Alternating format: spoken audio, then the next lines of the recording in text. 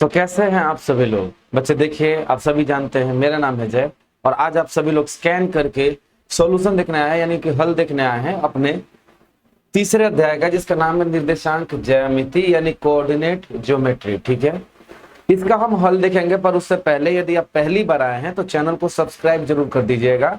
आप सभी लोगों के लिए लाइव क्लास यहाँ पे डेली कराई जाती है शाम के 6:30 बजे से 9th क्लास का। ठीक है, 9th क्लास का ये हल है। याद रखिएगा, परीक्षा में ऐसे ही प्रश्न आपको देखने को मिलेंगे। ठीक है ना, एकदम ऐसे ही प्रश्न आपको देखने को मिलेंगे।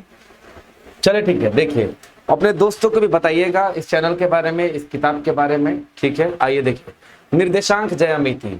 निर्देशांक ज्यामिति का सबसे पहले हम सोचते हैं कि उद्भव क्यों हुआ था और किस पर्पस से, किस उद्देश्य से किया गया था।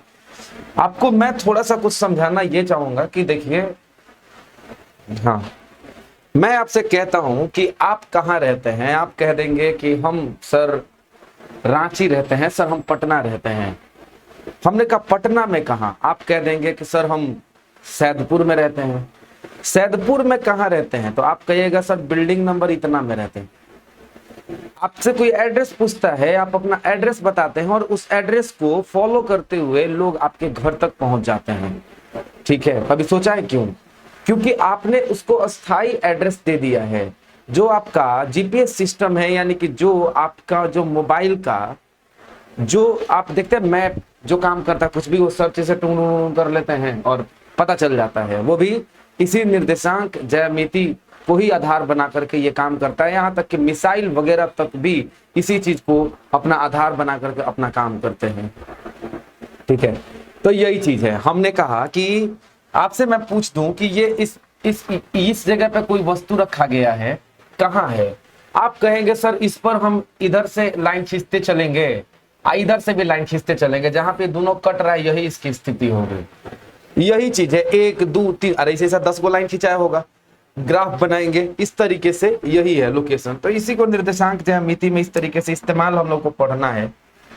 उससे पहले आइए हम लोग देखिए यहाँ पे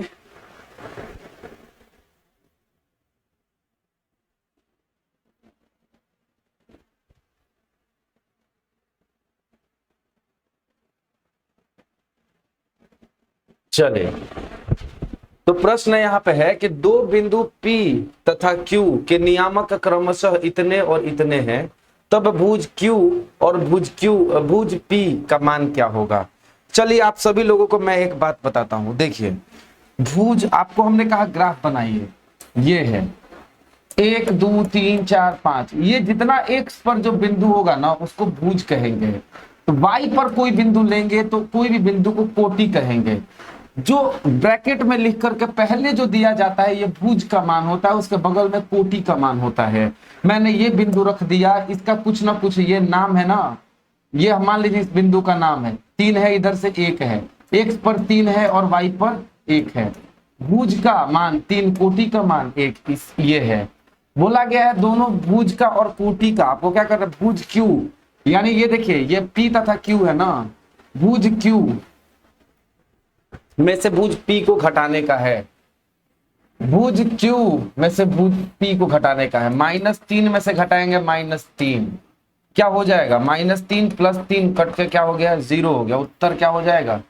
ए हो जाएगा। बी पर आइए, बी पर आते हैं। बी देखिए यहाँ पे क्या दूसरा नंबर, -3 -5 किस चतुर्थांश में स्थित है? समझ लीजिए बबुआ ध्यान से, हमारे सॉल्यूशन को जो मैं बताने का तरीका है ना थोड़ा अलग है।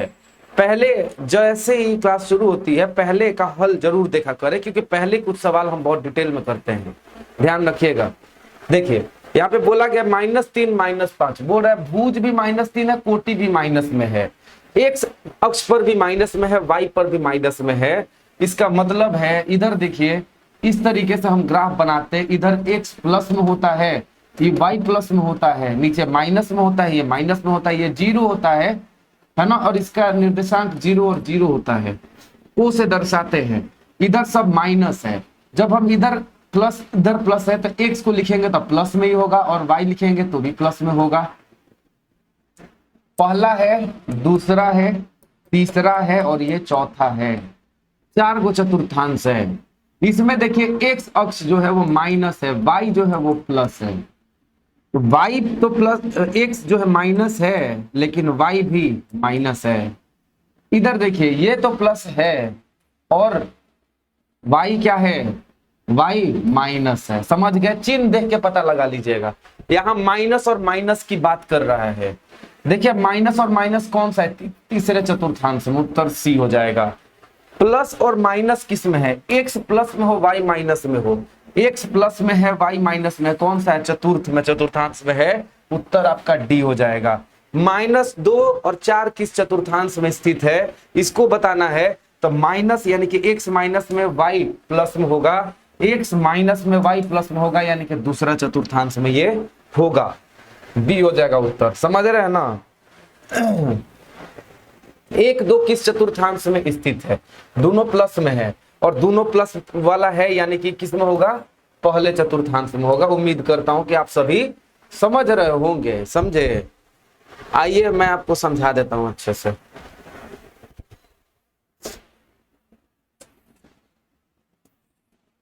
एक, दो, तीन,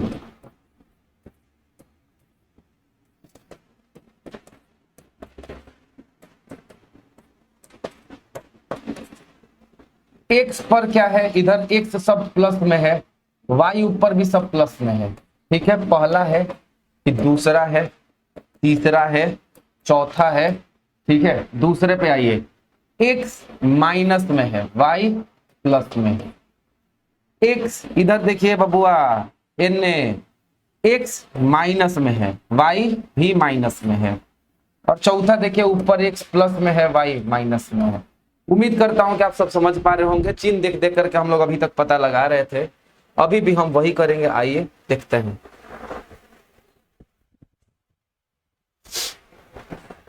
ठीक है,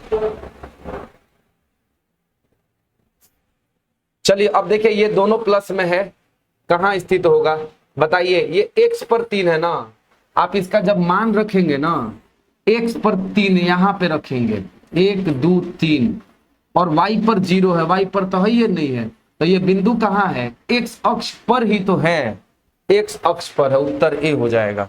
अगले पे आइए, बिंदु 0 -4 कहाँ स्थित होगा। देखिए यहाँ पे जरा, x पर 0 है, y पर -4 है, कहाँ होगा बताइए, y अक्ष पर होगा। ये y अक्ष पर होगा, लेकिन कहाँ होगा बताइए, माइनस में ना है। और आपके ऑप्शन में देखिए, y अक्ष पर तो होगा लेकिन उसके ऋणात्मक दिशा में होगा, उत्तर आपका सी हो जाएगा। समझे क्यों हो जाएगा, देख रहे हैं ना। आप जब y पर दर्शाइएगा ऐसे, तो नीचे की ओर होगा ना, ऋणात्मक दिशा में, y पर तो होगा ही। तो आपको जो बगल में दे दे, ज्यादा सही ये लग रहा है, इसलिए उत्तर ये होगा। हो सकता है आपको जो 4 गो ऑप्शन मिले, आपको ऐसा लगेगा कि चारों का चारों सही है, चारों का चारों सही है, लेकिन ज्यादा जो सही होगा उसको ज्यादा आप प्रीफर करेंगे, उसी को टिक लगाएंगे, ध्यान रखिएगा। बिंदु -3 और 4 किस चतुर्थांश में स्थित है, फिर से वही बात है कि माइनस और प्लस में। देखिए पहिलका में दोनों प्लस प्लस होता है, दूसरका में माइनस और प्लस होता है, यानी कि ये माइनस और प्लस की ही बात कर रहा है। ये दूसरे चतुर्थांश में, किसमें है, द्वितीय चतुर्थांश में है। एक्स अक्ष पर स्थित सभी बिंदुओं का कोटि निम्न में से कौन सा होगा बताइए। एक्स अक्ष पर स्थित, एक्स अक्ष पर कोई बिंदु रहेगा, मतलब वाई अक्ष पर कुछ नहीं रहेगा, और इसीलिए एक्स अक्ष पर जो रहेगा बताइए, इसका उत्तर क्या हो जाएगा। सभी बिंदुओं का कोटि क्या होगा इनमें से। अरे भाई एक्स अक्ष भुज है, जो एक्स अक्ष पे मान हमने रख दिया है, मतलब वाई पर कुछ नहीं है, भुज का मान है, लेकिन वाई पर क्या हो जाएगा, कोटि का मान 0 हो जाएगा।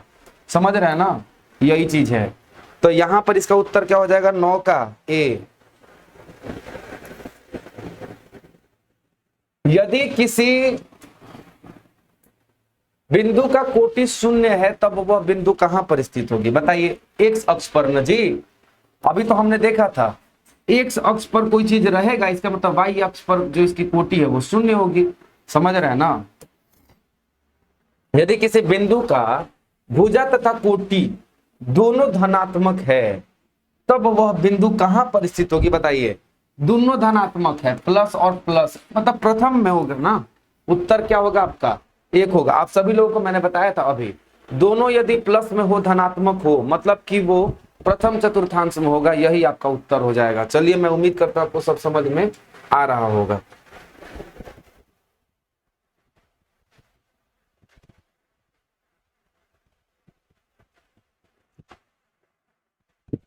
चतुर्थ चतुर्थांश में स्थित किसी बिंदु का भुज तथा कोटि का चिन्ह इनमें से कौन सा होगा?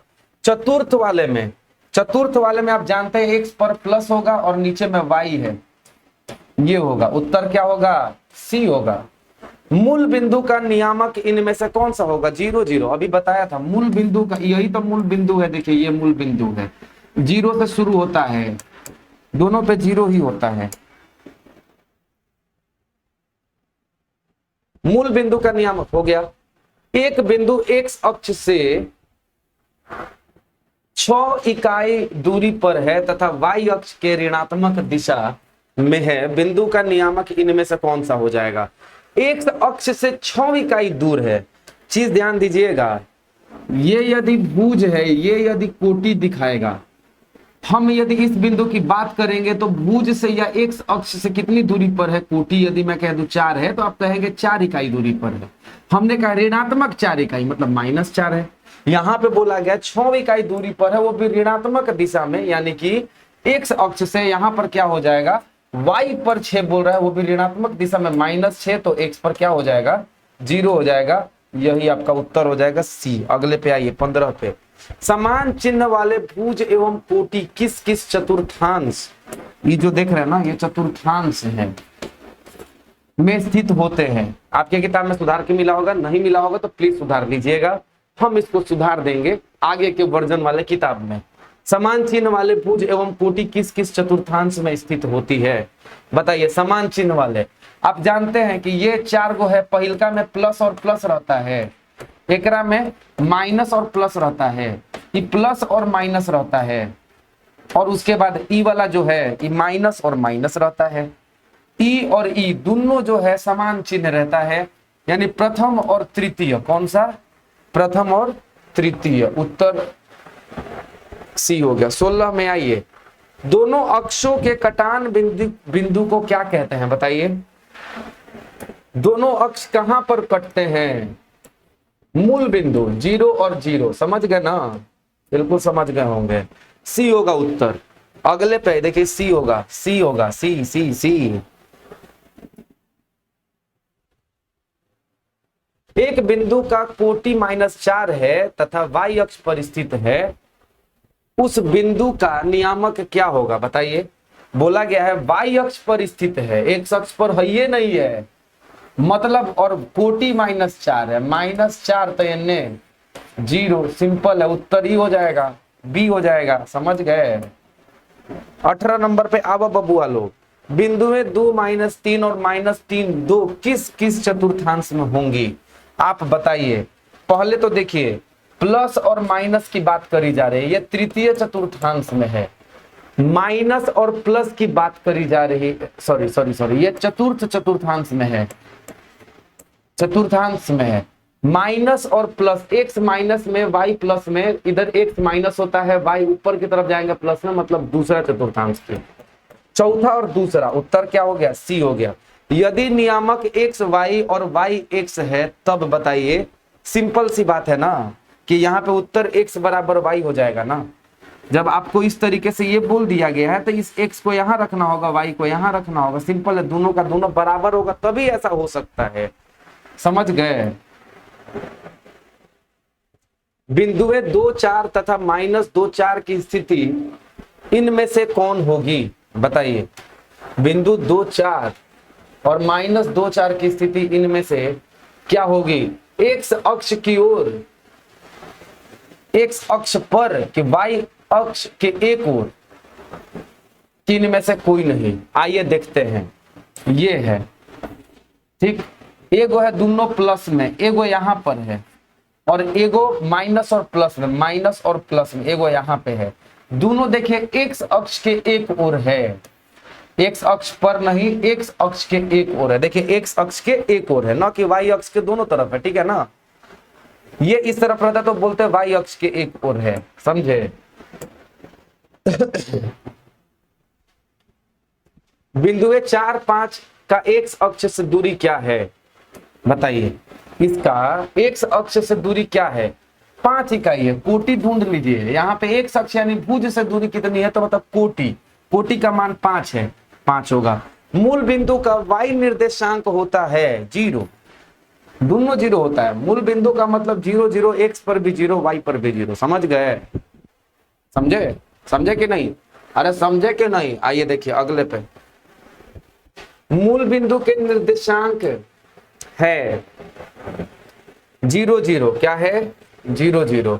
बिंदु 2 3 की एक्स अक्ष से दूरी कितनी है, एक्स अक्ष से दूरी कितनी है बताइए। आपको ये पूछा जा रहा है, 3 है, अभी ऊपर जैसा ही सवाल है, 3 है। एक्स अक्ष से दूरी पूछ रहे हैं ना, मतलब वाई पर पूछा जा रहा है, 3 है, सिंपल है।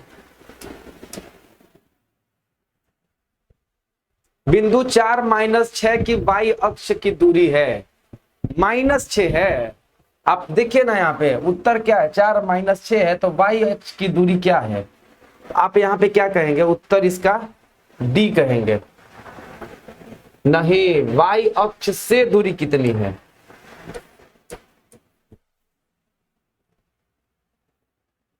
वाई अक्ष से दूरी कितनी है, तो आप यहाँ पे कहेंगे वाई अक्ष से पूछ दिया ना, तो अब एक्स वाले को देखेंगे 4, ठीक है ना। उत्तर आपका क्या हो जाएगा, बी हो जाएगा। भाई 4 इकाई दूरी पर है, समझ गए।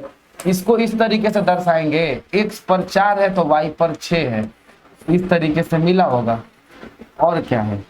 इसी में आपको पूछ दिएगा वाई अक्ष से कितनी दूरी पर है, देखिए ना वाई अक्ष से कितनी दूरी पर है, ये वाला लाइन 4 है ना, और ये वाला 6 है। एक्स अक्ष वाई अक्ष से कितनी दूरी पर है, 4 इकाई की दूरी पर है, समझ गए ना।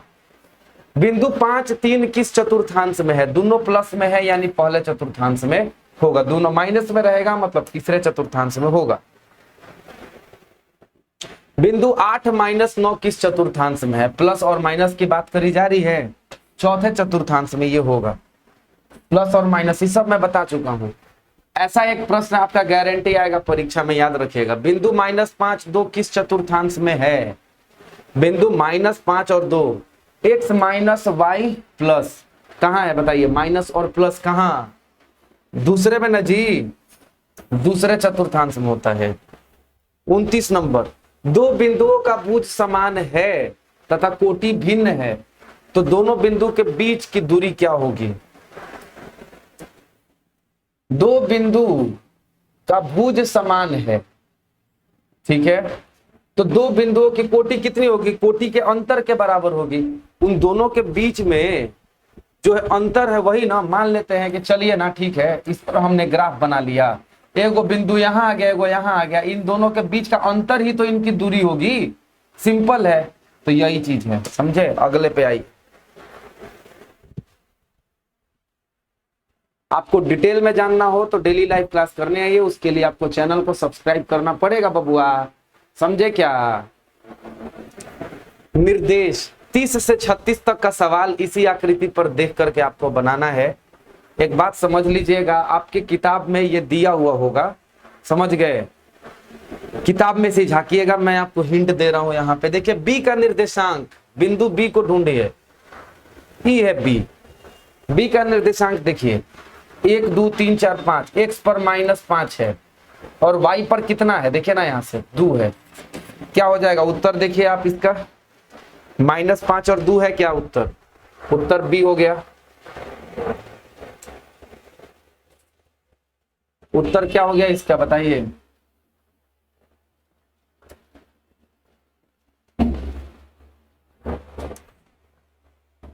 अगले पे आइए।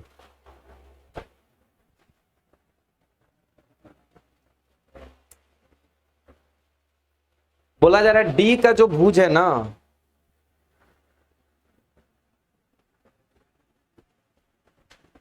डी का भुज पूछ रहा है, तो यानी एक्स अक्ष पर कितना है डी। आइए यहाँ पे देखिए, ये है डी, एन से 5 है, एक्स अक्ष पर कितना है, यहाँ 5 है, सिंपल है। उत्तर क्या हो जाएगा आपका, 5 हो जाएगा, उत्तर सी हो जाएगा।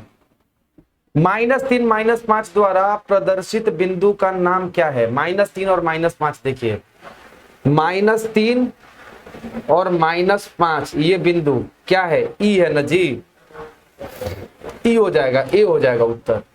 एच की कोटि कितनी है, आइए एच की कोटि, एच है वाई अक्ष पे मान कितना है, -3 है। एम का निर्देशांक आपको बताना है। देखिए एम का निर्देशांक कहाँ है, ये है, क्या है, एक्स पर -3 है और वाई पर 0 है, -3 और 0। 35 पे मूल बिंदु का एक्स निर्देशांक होता है, मूल बिंदु का 0 ही तो होता है। दो बिंदुओं के भुज समान है तथा कोटि भिन्न है, दोनों बिंदुओं को मिलाने वाली रेखा किसके समांतर होगी। दो बिंदुओं की भुजा समान है, भुज समान है, ठीक है, तथा कोटि भिन्न है, दोनों बिंदुओं को मिलाने वाली रेखा किसके समांतर होगी। मान लेते हैं, आइए हमने कहा ये 1 2 3 है, ये देखिए 1 2 और ऊपर चलिए 3 है, ठीक। हमको भुज समान रखना है ना, तो 2 1 और 1 रखते हैं, 2 2 ही रखते हैं, चलिए ना। यानी कि हमको भुज समान रख लिया, कोटि अलग अलग रखना है जैसा कहा गया है। ग्राफ पे रखिए, x पर 2 1, एगो यहां पे बना, एक बोला गया x पर 2 y पर भी 2, x पर 2 और y पर भी 2। इस वाले को मिलाने वाली जो रेखा है ये किसके समांतर है बताइए, y अक्ष के समांतर है। तो पूछा यहाँ पे उत्तर में क्या हो जाएगा आपका, b हो जाएगा। समझे ना कैसे आ रहा है, सब बता दिया गया। अक्षों पर स्थित तथा मूल बिंदु से 4 इकाई दूरी पर स्थित बिंदुओं के नियामक इनमें से कौन है। सिंपल है, चारों तरफ जाएंगे, देखिए 4 दूरी पर, इधर जाएंगे तो +4 हो जाएगा ना जी, +4 तो y 0, इधर जाएंगे इस पर तो ये क्या हो जाएगा 0 और ऊपर में 4, इधर आएंगे तब -4 और 0, नीचे आएंगे तो 0 और -4, यही होगा उत्तर जो कि आपको ए में दिख रहा है, उत्तर ए हो जाएगा। समझे। अगला पे आइए, 38 नंबर, बिंदु इतना किस चतुर्थांश में है, दोनों माइनस में है, तृतीय चतुर्थांश में है। P का निर्देशांक, P का x निर्देशांक आकृति में देख के आपको बताना है। आइए P का x निर्देशांक बताइए, फोटो में देखते हैं यहाँ P का x निर्देशांक हमको 2 दिख रहा है। P का x निर्देशांक जो है वो 2 हो जाएगा, उत्तर इसका क्या हो जाएगा, B हो जाएगा। यदि कोई बिंदु चतुर्थांश में है तो x बराबर -3 होगा, x बराबर -5। सोच के देखिए ना, चतुर्थ वाले में x प्लस में होता है और यहाँ पर क्या बता रहा है, x प्लस में होता है, y माइनस में होता है। x तो कहीं प्लस में नहीं दिख रहा है लेकिन y हमको माइनस में दिख रहा है, इसलिए उत्तर इसका क्या हो जाएगा। अगले पे आइए, बिंदुएं a 0 -4, b इतना, c इतना और इतना आलेखित किया गया, इनमें से कौन बिंदु y अक्ष पर अवस्थित होगी। y अक्ष पर कौन सी अवस्थित होगी, सोच के बताइए भाई साहब, ये y अक्ष पर अवस्थित होगी। ऐसे देखा जाए तो y अक्ष पर तो ये भी अवस्थित होगी ना, तो दोनों होगी, a तथा c, उत्तर क्या हो जाएगा, d। उम्मीद करता हूं कि आप सभी लोग ये सब समझ पाए होंगे कैसे बना है, ठीक है। थोड़ा डिटेल में और जानना होगा तो प्लीज जब चैप्टर आपको पढ़ाया जाता है तो पढ़ने के लिए जरूर पधारे, ठीक है ना। लेकिन आपको फिर भी यहाँ पे बहुत हद तक हमने आपकी प्रॉब्लम को सॉल्व करने की कोशिश की है। अभी के लिए चलता हूँ, आगे फिर मिलेंगे, तब तक के लिए बाय टाटा, जय हिंद, गुड नाइट।